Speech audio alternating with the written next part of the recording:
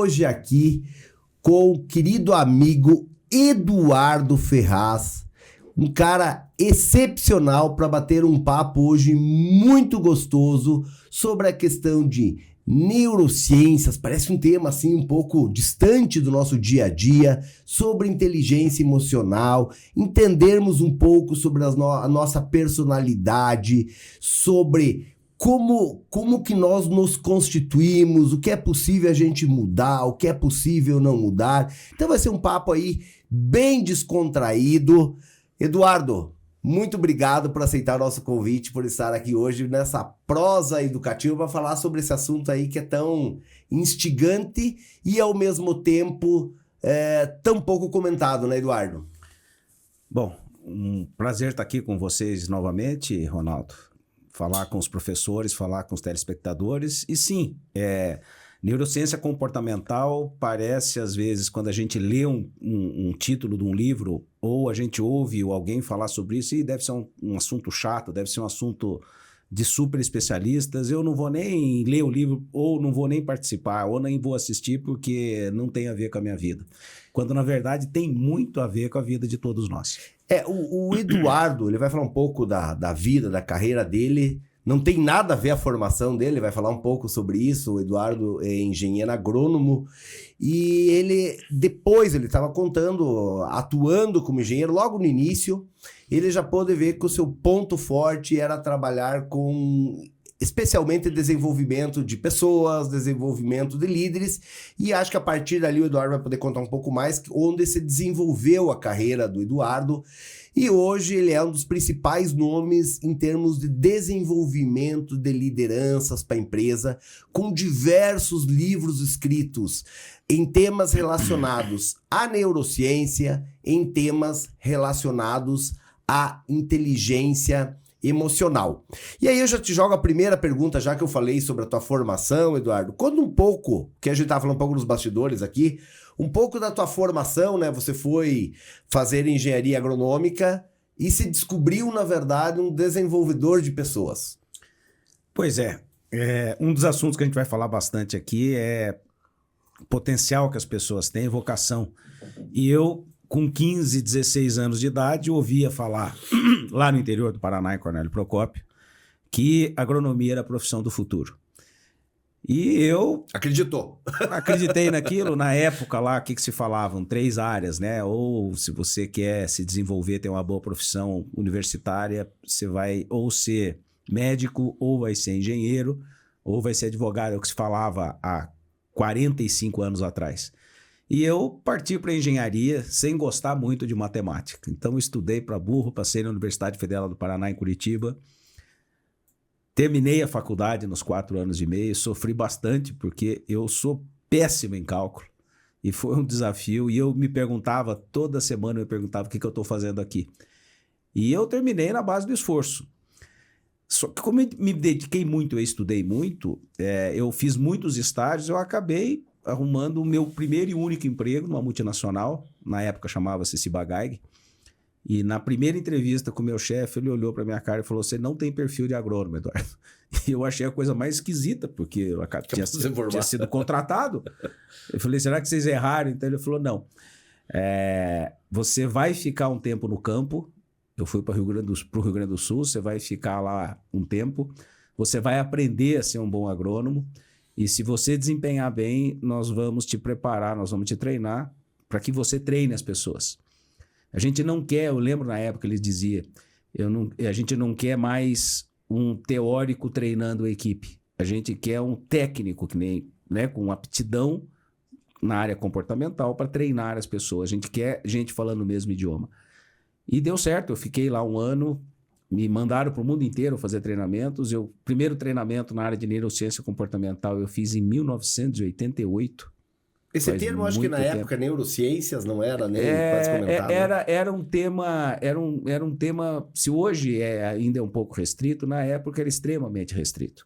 Mas eu tive essa sorte, né, de trabalhar numa empresa suíça, de fazer esses treinamentos, e ali mudou minha vida, porque a parte boa é que eu fiquei mais 3 anos na empresa, acho que eu contribuí, principalmente na área de treinamentos. Mas eu, no meio do treinamento, eu percebi, Ronaldo, que eu não tinha perfil para ser agrônomo. E eu não tinha perfil para ser executivo. O meu estilo, a minha personalidade, o meu jeitão de ser era carreira solo, era trabalhar sozinho. E eu não me esqueço uma frase que eu ouvi de uns instrutores, né? Quando ele foi analisar o meu perfil na época, e ele se assustou um pouco, né? Até porque eu sou muito dominante, eu sou muito direto e eu sou muito acelerado, sou muito impaciente. Ele falou: você não vai se adaptar a uma empresa, você não vai se adaptar a trabalhar em grupo. Lembre-se dessa frase. Se você quiser ir longe, vá acompanhado. Se você quiser ir rápido, vá sozinho. Eu decidi ir sozinho. Então, basicamente, eu saí em 1990, há 34 anos, eu trabalho com consultoria e treinamentos na área de liderança, na área de gestão de pessoas. E trabalho sozinho. E eu sou tão exigente, sou tão crica, sou tão chato que nem ajudante eu tenho. Não tenho uma equipe, não tenho secretária, não tenho auxiliar. Eu escrevo os meus livros, eu imito as minhas passagens, eu organizo a minha agenda. E eu gosto de ser assim, porque isso tem a ver com a minha personalidade. Ainda bem que eu descobri isso no começo da minha carreira. Se eu não soubesse disso, provavelmente eu teria uma vida muito mais dura do que eu tive. E aí eu já queria pegar, Eduardo, porque é uma coisa que tem muitos pais que estão nos ouvindo, né? Muitos professores também que nos ouvem. Essa questão, você falou que você descobriu isso, na verdade, depois que você já tinha feito uma faculdade, foi descobrir esse teu perfil, né? Porque isso tem a ver com o perfil da pessoa. E talvez você falou que você passou por um teste, alguma coisa assim, que identificou isso, né? A escola hoje não faz esse papel. O pai também não tem essa habilidade. Às vezes ele fala, esse menino é bom de bola, ou esse menino vai ser líder. Mas a coisa assim, não existe essa prática, seja na escola, seja numa família, de tentar identificar nesse perfil para que a pessoa é boa, efetivamente. Quais são os seus pontos fortes? E eu gostaria que você falasse um pouco disso, Eduardo, até da tua própria... Você foi descobrir isso lá na frente. Né? Apesar que você falou que seus pais sempre falaram que desde pequeno você tinha essa personalidade. Isso não é uma falha, na verdade, da sociedade como um todo, da escola, da família, de não ter um estudo mais aprofundado das nossas crianças para saber quais são seus talentos? Eu sou um sujeito muito prático, eu fico chocado com isso que você está me perguntando, porque é verdade. Parece que todo o desenvolvimento pedagógico, toda a escola, o foco é muito cognitivo, é muito em cima da técnica da matéria. Quando todos os dados da neurociência, de todas as neurociências, inclusive a comportamental, indicam que a personalidade ou a maneira como a gente usufrui do que aquilo que a gente é mais importante até do que a parte cognitiva. É óbvio que a gente tem que saber os conceitos de matemática, de português, de história, de geografia, de seja lá o que for.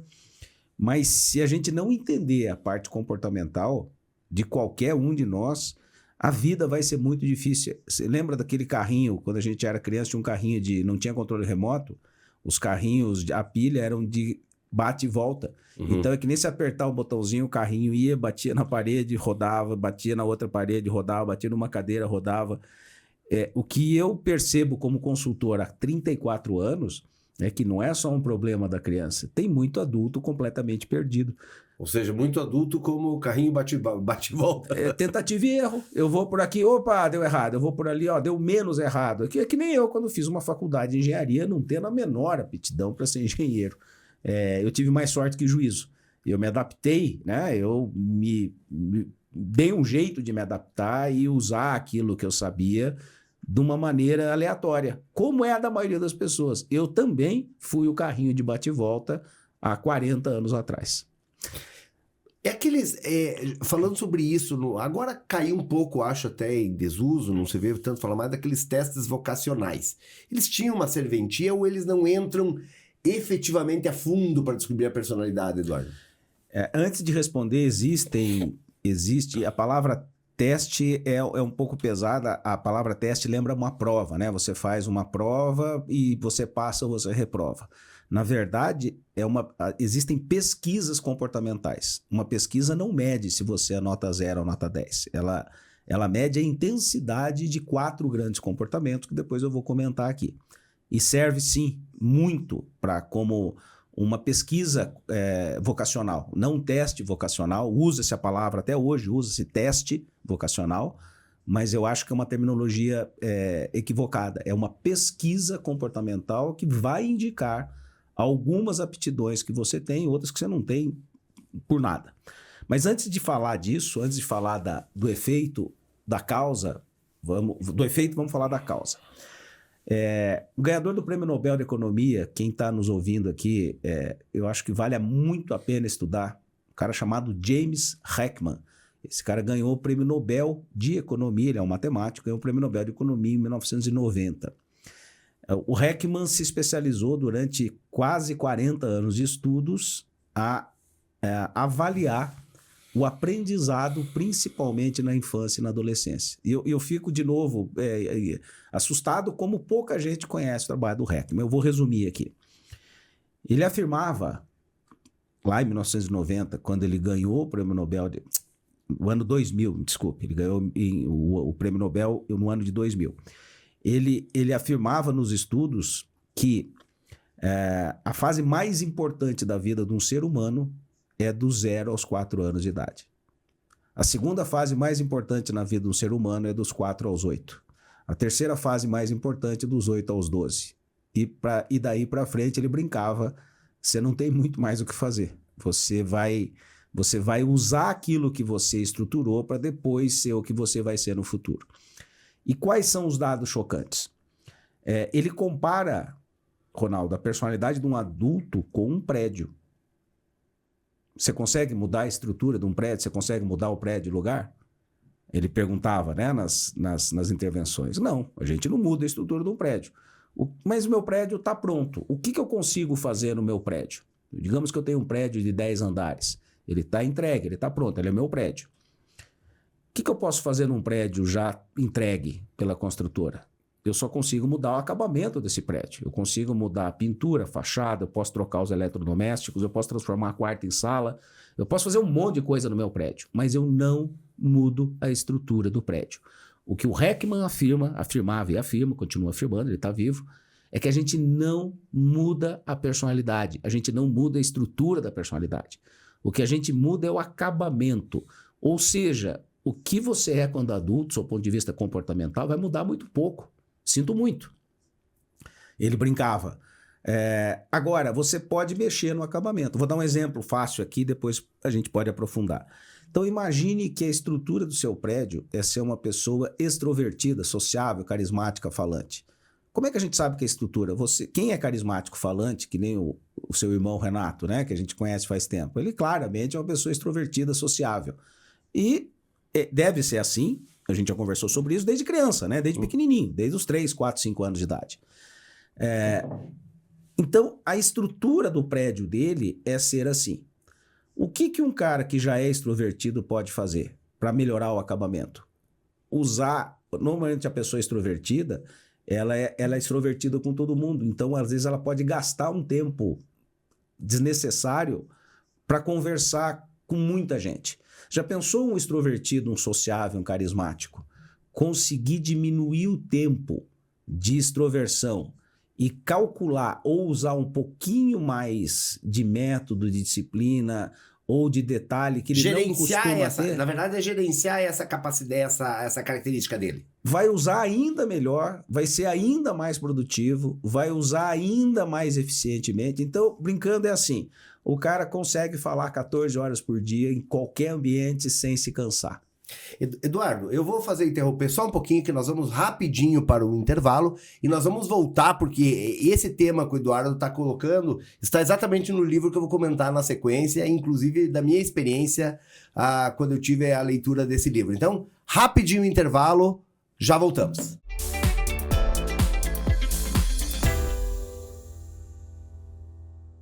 A TV Evangelizar também está no Instagram. Segue a gente por lá.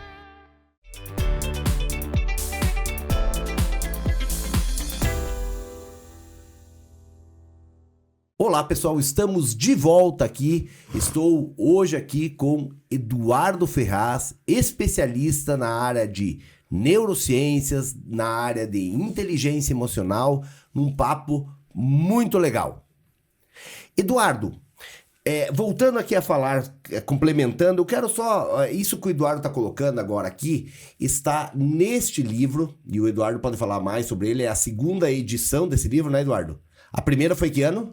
2010. 2010. Foi quando eu li, na verdade, o livro Por que a gente é do jeito que a gente é. Então, essa é uma segunda edição, foi best-sellers, né? Best-seller na ocasião. Teve 28 edições, ou reedições, e eu reescrevi o livro ano passado, para uma versão atualizada, com as informações dos últimos 5 anos. Então, é a mesma base, mas com informações mais recentes, inclusive sobre a inteligência artificial. Esse livro, na verdade, do Eduardo, e quando eu li, Eduardo, foi logo no lançamento, acho que foi 2010, e aí eu já deixo aí um conselho para você que está nos assistindo, que vale muito a pena ler esse livro para nós entendermos, e ele faz justamente essa comparação com um prédio, para a gente entender o quanto é difícil. E ali eu pude entender, Eduardo, por que às vezes você, numa certa idade, tem dificuldade de aprender uma língua, de aprender um esporte, de mudar o teu comportamento, né? Você é de um jeito... E por mais que pareça que você se esforça, você tem uma dificuldade. Quando você vê, você volta, parece, para uma zona tua de conforto, né? Parece que, por exemplo, vamos supor, eu não sou uma pessoa com determinada característica, eu me esforço naquilo, mas aquilo me custa uma energia. E a hora que eu fracasso, ou seja, que eu me solto, eu tendo a voltar pro meu estágio. É isso que basicamente a gente tá conversando, Arno? É isso, e com os principais agravantes, tanto para o bem quanto para o mal. Então, continuando aqui a história do Heckman, até para responder isso, o dado que eu vou mostrar aqui é impressionante e chocante. Os estudos deles indicaram o seguinte: uma criança que for bem estimulada cognitivamente na escola, ou seja, aprender português básico e matemática básica, vale para qualquer idioma, em qualquer país, em qualquer lugar. Uma criança que for bem estimulada, ou seja, ela entrou na escolinha e estudou direitinho até os 8 anos de idade.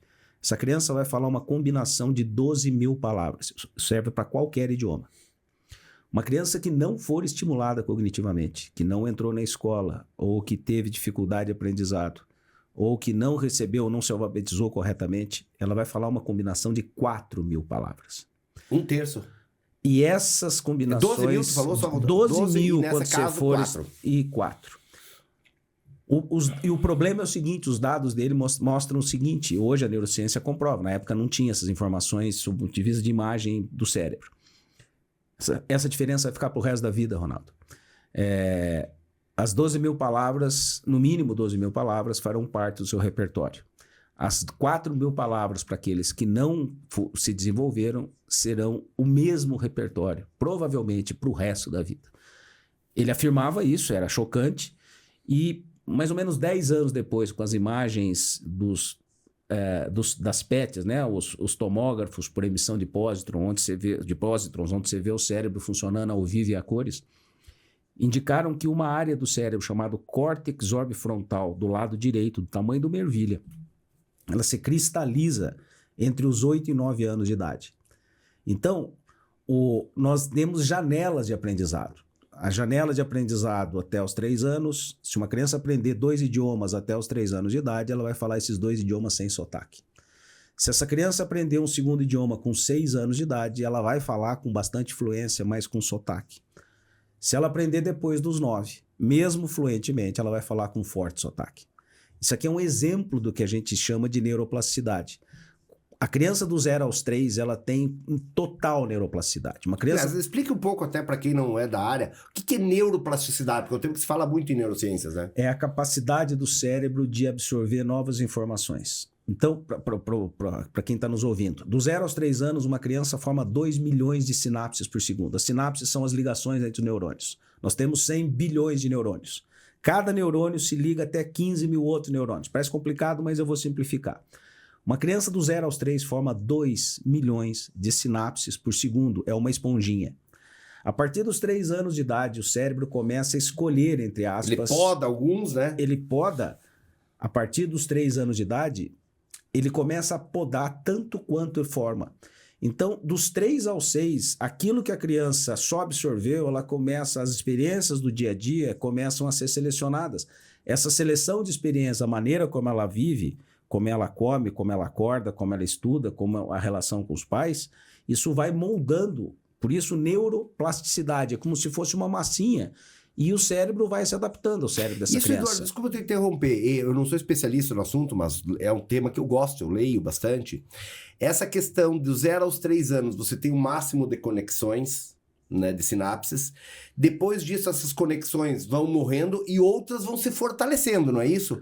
E isso que vai gerando a nossa personalidade? É como se a gente tivesse, do 0 aos 3 anos, formando fios elétricos da grossura de um dedo.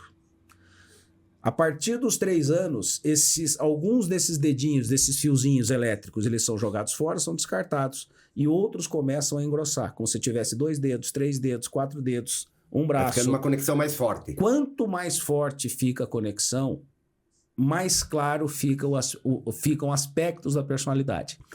Então, veja, quem está nos ouvindo, quem é pai, quem é mãe, quem é professor, a fase mais importante da vida do ser humano é do 0 aos 3. A segunda fase é dos 3 aos 6. A terceira fase é dos 6 aos 9. E a quarta fase mais importante da vida é dos 9 aos 12.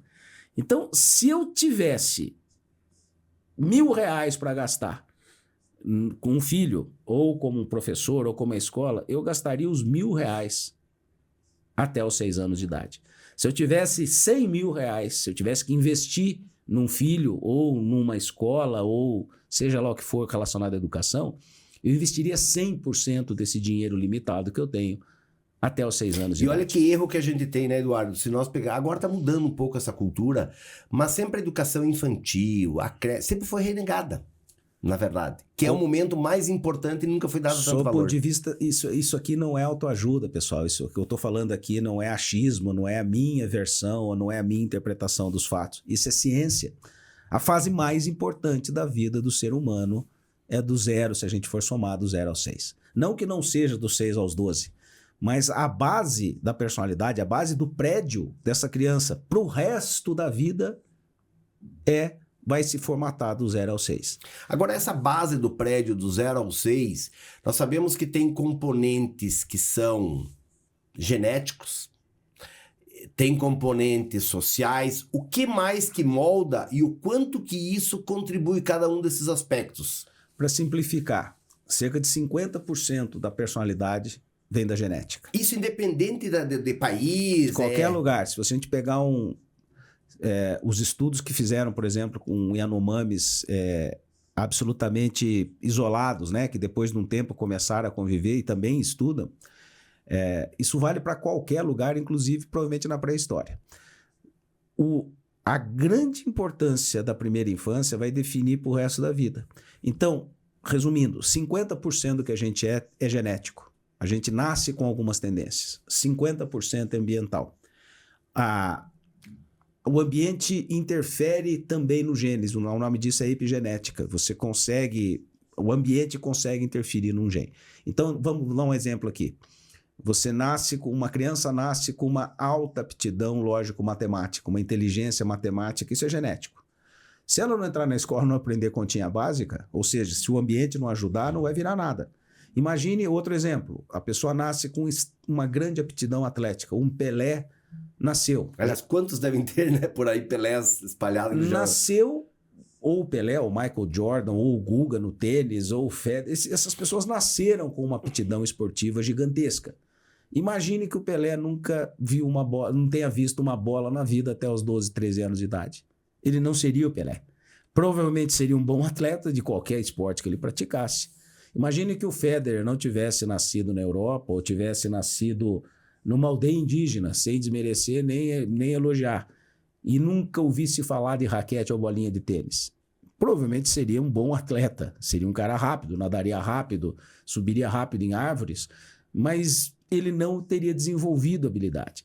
Então, metade do que a gente é, Ronaldo, é genético. A gente nasce com predisposições. A outra metade é ambiental.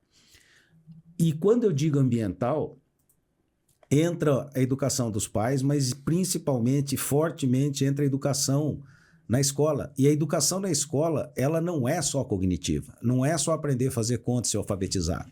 É a parte comportamental. Como é que eu lido sob pressão?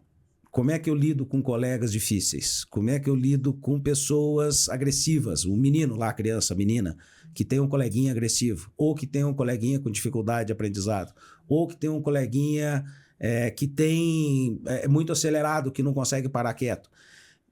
A maneira como a gente interage nesses primeiros anos, com os coleguinhas, com o pai, com a mãe, com os professores, vai moldar o nosso prédio personalidade para o resto da vida da gente. Eduardo, eu quero continuar com você sobre este tema e entrar numa área de inteligência emocional. Nós estamos encerrando agora aqui na TV Evangelizar esse papo, mas você que está nos assistindo aí, vem aqui para o Instituto Casagrande, para a TV Casagrande Educação, que este papo super interessante que eu estou tendo com o Eduardo aqui vai continuar agora aqui na TV Casagrande Educação, continuando nesse bate-papo aí sobre inteligência emocional e neurociências, e eu quero entrar agora, logo na sequência, mais nessa linha de inteligência emocional, autoconhecimento, que é uma outra coisa que, infelizmente, é pouco trabalhado na escola e na sociedade. Então, vem com a gente, vem aqui para a TV Casagrande Educação agora para continuar esse bate-papo com o Eduardo Ferraz. Muito obrigado e até a próxima semana. Eduardo, muito obrigado. Um abraço a todos, foi um prazer estar aqui com vocês. Assistam a continuação que o bate-papo está interessante. Então, vem com a gente. Até mais. Tchau, tchau.